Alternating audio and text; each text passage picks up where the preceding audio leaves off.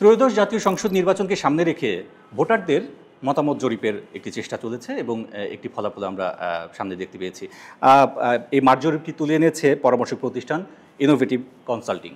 তারা মূলত ভোটাররা কাদেরকে ভোট দেবেন, প্রার্থীদেরকে কি দেখে নির্বাচিত করবেন এবং আরও প্রাসঙ্গিক বিষয় তারা তাদের জরিপে তুলে এনেছে।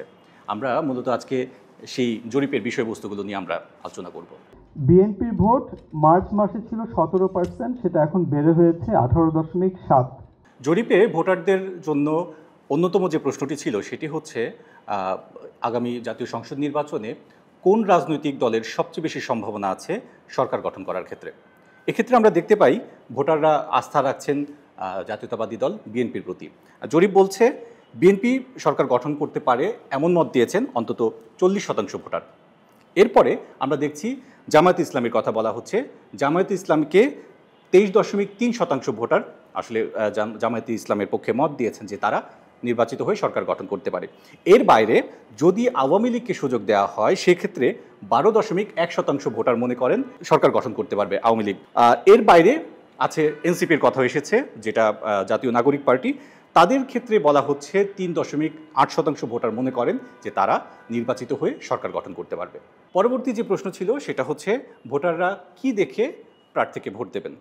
সেক্ষেত্রে আমরা দেখতে পাচ্ছি যে 65.5% ভোটার মনে করছেন তারা শুধুমাত্র প্রার্থীর যোগ্যতা দেখে তাকে নির্বাচিত করবেন। প্রার্থীর পূর্ববর্তী কার্যক্রমগুলো তারা মূল্যায়ন করবেন এবং এটিকে মাথায় রাখছেন 14.8% ভোটার। তার পাশাপাশি প্রতীকের বিষয়ও আছে, দলীয় প্রতীক কারা আসলে দেখবেন সেই তালিকায় আমরা দেখতে পাচ্ছি 14.7% ভোটার। এখানে একটি ইন্টারেস্টিং বিষয় আছে। আমরা যদি এই প্রার্থীর যোগ্যতার বিষয়টি বিবেচনায় নেওয়ার ক্ষেত্রে যে ভোটারদের মত এসেছে এটিকে যদি আমরা গোনায় ধরি তাহলে আমরা কিন্তু দেখতে পাচ্ছি বিষয়টি কিন্তু যে পিআর পদ্ধতিতে নির্বাচনের যে দাবি আমরা দেখতে পাচ্ছি কিছু রাজনৈতিক দল তারা আসলে আন্দোলনও করছেন, এটা কিন্তু এই ব্যবস্থা কিন্তু হয়ে যাবে একেবারেই পিআর পদ্ধতির সাথে সাংঘর্ষিক। পিআর পদ্ধতিতে আসলে নির্বাচন হওয়ার যে দাবি তোলা হচ্ছে, যেটাকে বলা হচ্ছে, সামনে আনা হচ্ছে যে 70% মানুষ জনসাধারণ চায়, ভোটাররা চায় যে হচ্ছে পিআর পদ্ধতিতে নির্বাচন হোক, এখানে কিন্তু আমরা একটু দেখতে পাচ্ছি বিষয়টা পুরোপুরি বিপরীত। অর্থাৎ এখানে যদি প্রার্থীর যোগ্যতা দেখা হয় সেক্ষেত্রে আসলে পিআর পদ্ধতি কতটুকু কার্যকর হবে কিংবা কতটুকুই চাচ্ছেন এই প্রশ্ন কিন্তু থেকেই যাচ্ছে। জরিপে সবচেয়ে বেশি আলোচনায় আছে যে প্রসঙ্গটি সেটি হচ্ছে আওয়ামী লীগকে দল হিসেবে সামনের নির্বাচনে অংশ নিতে দেওয়া উচিত কিনা।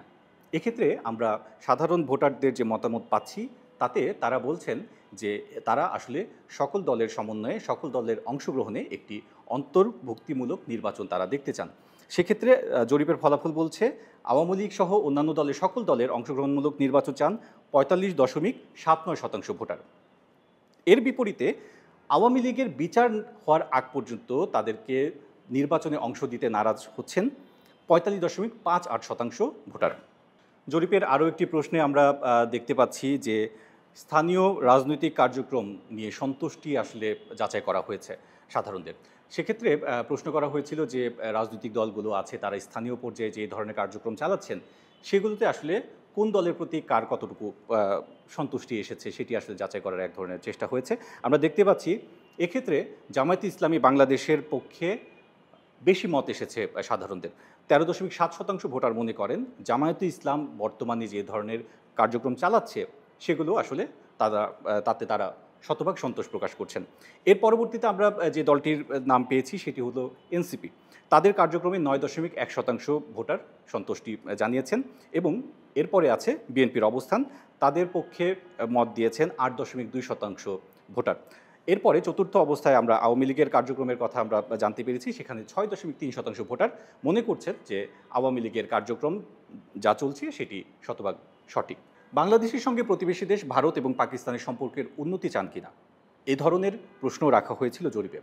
আমরা দেখতে পেয়েছি ভারতের সঙ্গে বাংলাদেশের সম্পর্কের উন্নতি চান 72.2% ভোটার। তারা মনে করেন যে ভারতের সাথে আমাদের বিদ্যমান যে সম্পর্ক আছে সেটি থেকে আরও সুসম্পর্ক করা উচিত। তার পাশাপাশি 69% ভোটার মনে করেন যে পাকিস্তানের সাথে যে আমাদের সম্পর্ক রয়েছে সেটিরও উন্নতি ঘটানো প্রয়োজন। ভবিষ্যৎ সরকারের কাছে চাওয়া কি এই মতামতও জানতে চাওয়া হয়েছে জরিপের মাধ্যমে। এই প্রশ্নের ক্ষেত্রে উত্তর যেটি এসেছে আমরা প্রথমে পেয়েছি যে আইন শৃঙ্খলা পরিস্থিতির উন্নতি ঘটাতে হবে। এটি হচ্ছে ভোটারদের মধ্যে 57.5% ভোটার মনে করেন যে দেশের আইন শৃঙ্খলা পরিস্থিতি এই মুহূর্তে নাজুক আছে এবং সেটির তারা উন্নতি চান। এর পরবর্তীতে যেটি প্রাধান্য পেয়েছে সেটি হচ্ছে 54.6% ভোটার মনে করেন নিত্যপণ্যের যে বাজার দর সেটিকে নিয়ন্ত্রণ করতে হবে। এর পরবর্তীতে 42.4% ভোটার মনে করেন কর্মসংস্থান বৃদ্ধি করতে হবে। তার পাশাপাশি আছে 36.9% ভোটার মনে করেন সরকারি পরিষেবায় দুর্নীতি কমাতে হবে এবং সবশেষ যেটি এসেছে 13.8% ভোটার মনে করেন দেশের ব্যবসা প্রতিষ্ঠানের জন্য উন্নত পরিবেশ দরকার। বলে রাখা ভালো, এই জরিপের ফলাফলই কিন্তু চূড়ান্ত নয়।